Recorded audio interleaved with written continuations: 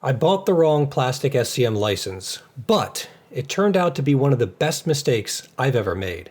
I bought 4 off-site plastic SCM licenses, the enterprise version. Now, I was in a panic to get the order done. It's the end of the fiscal year at Rowan University, and I had money that I needed to spend by a certain date, and I didn't realize in the moment that the software that I needed the quote for was actually the enterprise version and not the cloud-based version. And that ultimately means I need to host my own server. This actually could solve several problems that I was running into. This summer, I'm expected to produce around 3 different VR modules for our Dreamscape Learn system. So I desperately need version control so my entire team can sync up and work independently. However, things like university approval can take months. After I spent that, I had no more money for hardware. Now, setting up a NAS isn't new to me. I had no idea how to load plastic SCM on it, so I had a nice little discussion with my friend ChatGPT. After about 10 minutes of working with the deep reasoning model, as well as several web searches later, I was pretty confident to blow at least $1,000 of my own money on this project.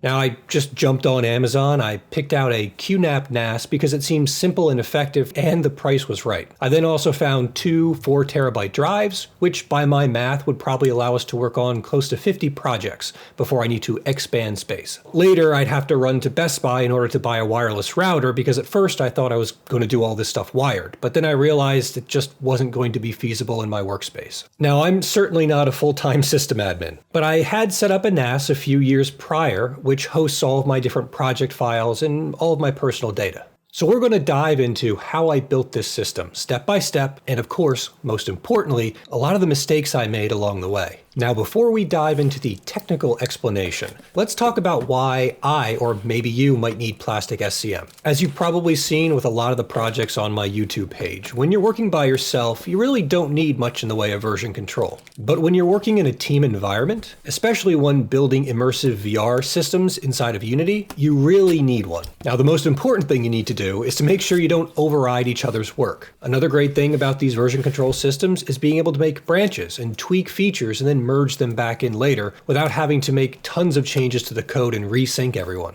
And also, very importantly, you get a clear list of who did what and when, so you can blame someone when everything stops working. Now, as I had mentioned, we'd been using plastic SCM for years, but this was part of the Unity Academic Alliance I had signed my university up to be part of, and of course that expired. Unity has been very nice and continued to allow us to host our content on their servers, even though I've been getting quite a few emails that I've exceeded our storage space. So for our recent disaster management project, which we completed in about 3 weeks' time, we tried working the old-fashioned way, passing Unity packages back and forth via Google Drive. While it wasn't a disaster, it was an efficiency and version control nightmare. And as great as our lead programmer is, he became a bottleneck because of this. He had to constantly merge in packages that were changing. We had to pass packages around with different dates. It wasn't fair for him to have to shoulder all the integration as well as code a lot of the interaction within these virtual worlds. I felt terrible because I really couldn't help him. And this has happened in the past before, where we just spent an entire day deleting code or reorganizing it. Let's talk about the setup and all the different pieces you need to know about. We have the QNAP TS464 NAS. Once again, I picked this because it was a good price range for me and seemed to provide everything I need. I mean that it had 4 bays that allowed me to put in 2 drives now and expand it to additional 2 drives in the future. It also allowed for virtualization and containers, which makes it so that I can run Ubuntu 22.04. I ended up picking up a wireless router with 6E capability. It has 4 ports on the back if I wanted wired connections, but this also gives people the freedom to connect wirelessly. There are a few required ports you're going to want to make sure are open. First is 8087. This is our plastic client connection port. Then there's 8088. This is for our plastic SCM web interface if you need to log in with your web browser. And then finally, there's 7189 and 7179. These are for replication and event handling. We're actually not going to use these at all, but you might as well expose them just so you have it for the future. you're going to want to make sure you have some paper and a pencil because you're going to be writing down a lot of usernames and passwords. Not only do you need to log into the NAS, you need to log into the Ubuntu container, you also need to log into the Plastic SCM web interface for admin control, and then of course you need to create usernames and passwords for each person who's going to connect as a client to the system.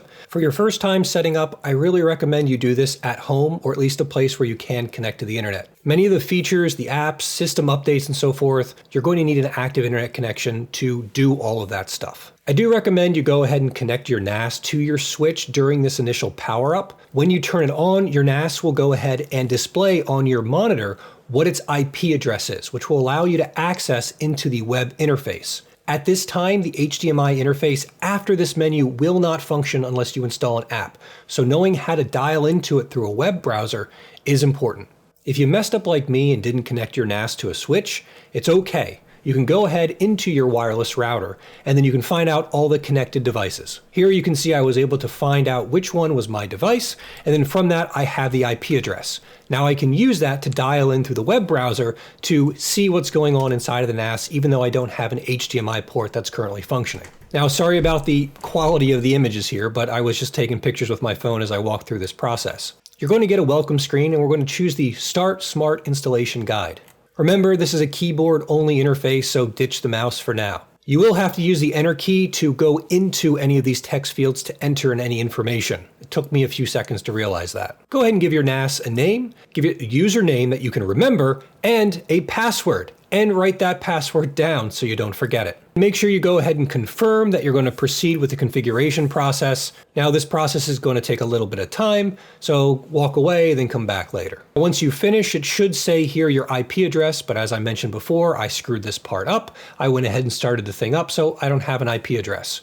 Now, as I mentioned, this is the screen you're going to get if you're going to try to connect your HDMI connection to the NAS on your monitor. And you're going to see that it tells you you really need to install an HD station first. Now, something I didn't initially cover was how to make your IP address static. As you move this device around or disconnect it from networks to other networks, you're going to normally get a dynamically assigned IP address. You don't want that because anyone who knows what that IP address was to log in, well, it's changed now, it's something different. So let's lock that down. Go ahead and jump into the control panel and then go into the network settings and interfaces section. Under the three dots, you'll see a configure option. You're going to see IP version 4, IP version 6, and your domain name system.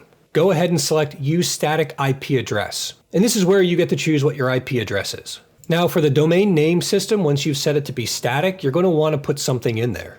You can either set it to 0.0.0.0, which pretty much means don't look anywhere, or you can use 8.8.8.8, which will connect you to Google or Cloudflare, in case you ever reconnect this to a network and actually need it to find something. Now you need to set up your container and your virtual environment that's going to be running Plastic SCM. Go ahead and launch Container Station. Inside of Container Station, it will initially look something like this, except for that one where it says running. That's because I already set mine up. Go ahead and enter the Containers menu. You're going to choose Ubuntu 22.04. That's the one that Plastic SCM currently works with best. Go ahead and give your container a new name. I went ahead and called it Plastic-Server. This is where you're also going to set up that port forwarding we mentioned before. 7178 to 7178, 7179 to 7179, and so on and so forth. Remember, these are ports on the NAS connecting to ports in this virtualized environment we're running. These should all be set up as TCP. Once that container and image are created, you'll now find them within this container station. Now, in order to access the console of the container to do any kind of updates or commands or install software, we need to get to it. Go ahead and press the cog or the little gear symbol on the side under Actions. It will expand a menu, and under there is Execute. Go ahead and choose Bash as the option and open it up, and now you'll have a terminal to access your virtual environment. The big issue with Docker's image of Ubuntu is that it is incredibly cut down. It is minimal to the maximum. There's no curl, there's no sudo, there's no GNU GP.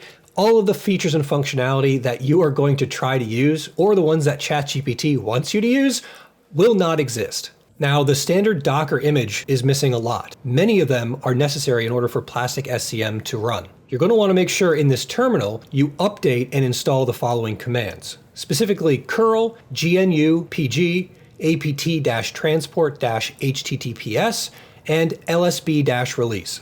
Curl is a tool used to download data over HTTP or HTTPS. It's going to allow Plastic to have a way to fetch the key and remote packages from the servers. Important for installation. GNU-PG handles encryption. apt-transport-https allows apt-get to download from HTTPS sources. And finally, lsb-release is just a tool for checking Linux distributions.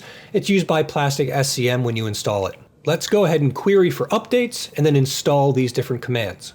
So first, apt-get update. Then apt-get install-y curl. We're going to do curl first. Next, we'll do apt-get install-y GNUPG apt-transport-https and lsb-release. You could try to put all of those in one apt-get install line if you wanted to, but when I did it, the fact that curl hadn't been installed yet broke everything. Now, the reason we installed these is because we need to actually authenticate and make sure that the Plastic SCM software we're getting is valid. And GPG is used to make sure that our software is authentic. We're going to need what's called a keyring. This is simply a folder where we're going to store this trusted GPG key. We're going to put this in the etc. folder, which is just for everything that has nothing to do with the rest of the system. It's a great place to put things when you don't want to mess with all the other files in Linux. So we're going to use make directory, mkdir, -p, /etc/apt/keyrings. We're now going to use that curl command we just installed in order to download the public key. GPG keys normally come in an ASCII format. However, Ubuntu would rather have them in a binary format. This is the star.gpg file. You're going to see in this next curl command that we use this funky thing called --dearmor, or dearmor as I call it, and that's going to do this conversion process from text to binary. So go ahead and write all of this out. This is one line, curl-fs capital SL, and then the link to the Plastic location, which is https://www.plasticscm.com/plastic repo/stable/ubuntu/release.key. Use now an or, do a \gpg space /dearmor greater than character /etc/apt/keyrings/plasticscm.gpg. Now, I can't take any credit for setting any of that stuff up. ChatGPT helped me do all that. We now need to tell Ubuntu about this new software source, the Plastic SCM repo. We will only download it if it is signed with the GPG key we just downloaded. But we need to tell Ubuntu to use this key when it does its search. So we're going to use an echo command so we get back results. And we're going to do a deb, and then here's this long bit that I'm not going to try to say out loud. Now we're ready to try to actually install Plastic SCM. I'm going to tell you right now, I got a lot of errors going through this process, and hopefully I can give you some insight to keep you from having the same ones that I did.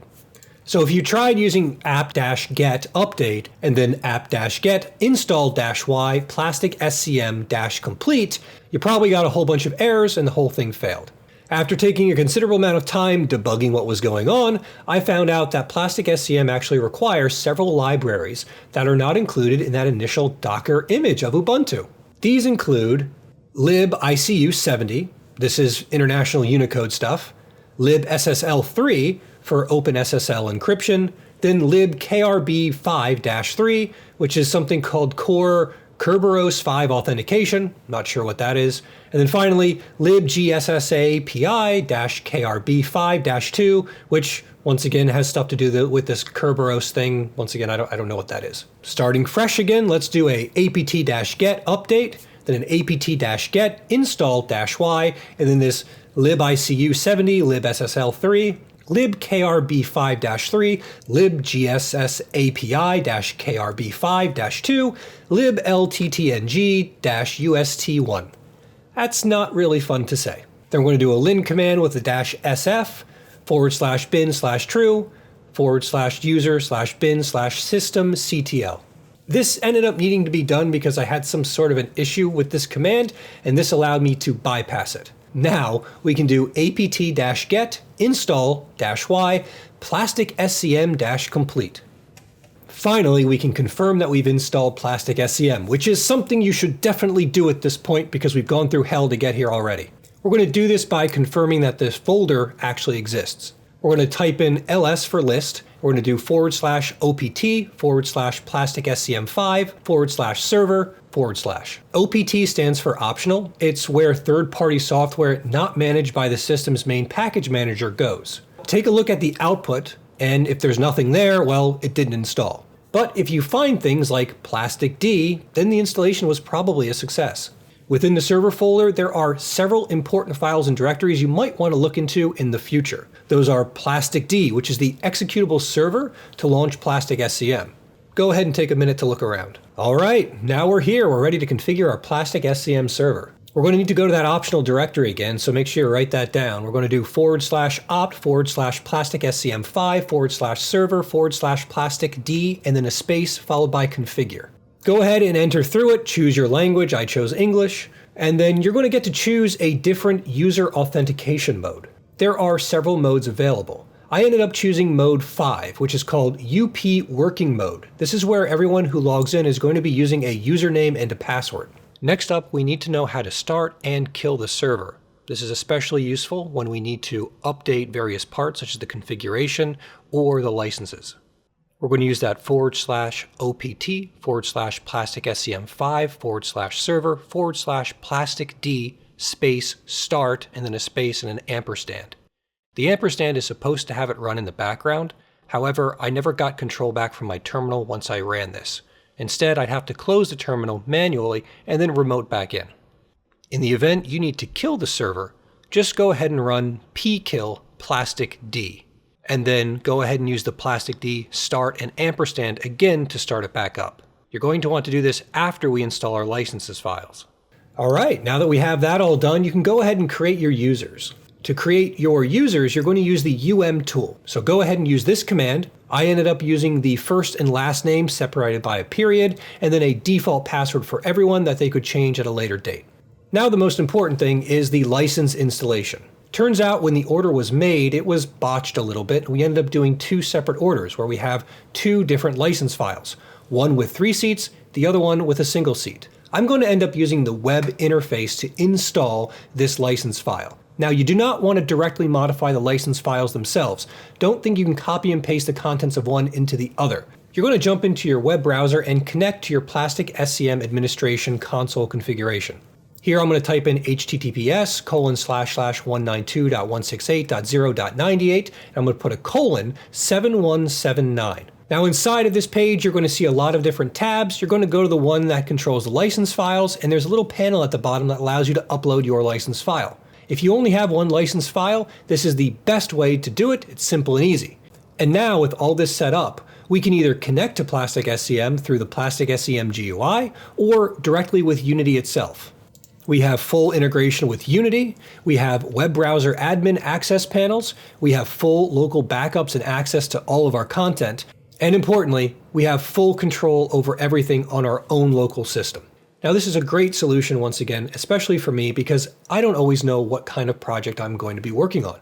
I might be working on a commercial project, I might be working on educational content, and once again, for added security, I can always take down that wireless network. That's just there for convenience. If I want, everything can be a hard line into all of the desktop computers in our development space.